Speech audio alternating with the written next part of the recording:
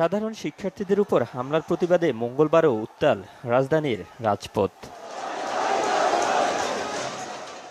দুপুর 12টার পর science lab এলাকায় সড়ক অবরোধ করে কোটা সংস্কারের দাবিতে আন্দোলনরত শিক্ষার্থীরা দুপুর 1টার দিকে ঢাকা কলেজ থেকে বেরিয়ে আন্দোলনরতদের উপর হামলা চালায় ছাত্রলীগ। শুরু হয় দুই পক্ষের মধ্যে সংঘর্ষ।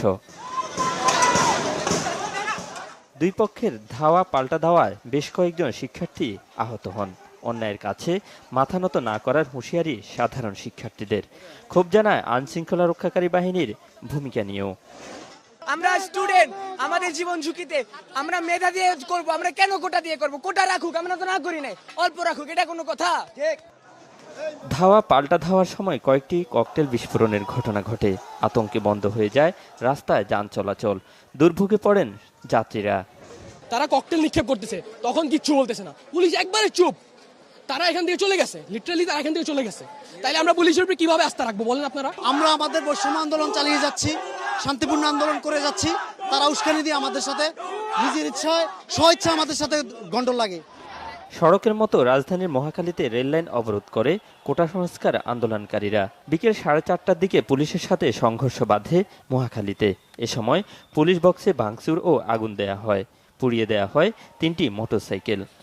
উত্তেজনা ছড়িয়ে পড়ে আশপাশের এলাকাতেও। দুপুর 12টা থেকে 4টা পর্যন্ত পুরো নীরব ছিল এই মহাখালী এরিয়া। হঠাৎ করে পুলিশ এসে আমাদের উপর আক্রমণ করে, টিয়ার শেল গ্যাস মারে, তারপর রাবার বুলেট মারে। শিক্ষার্থীদের সঙ্গে ছাত্রলীগ যুবলীগের সংঘর্ষের ঘটনা ঘটেছে চানখারপুলে। বিকেল 4টা থেকে সন্ধ্যা পর্যন্ত চলে এই সংঘর্ষ। এ সময় গুলিবিদ্ধ হন অন্তত 4 জন। আগুন দেয়া হয় 4টি মোটরসাইকেলে।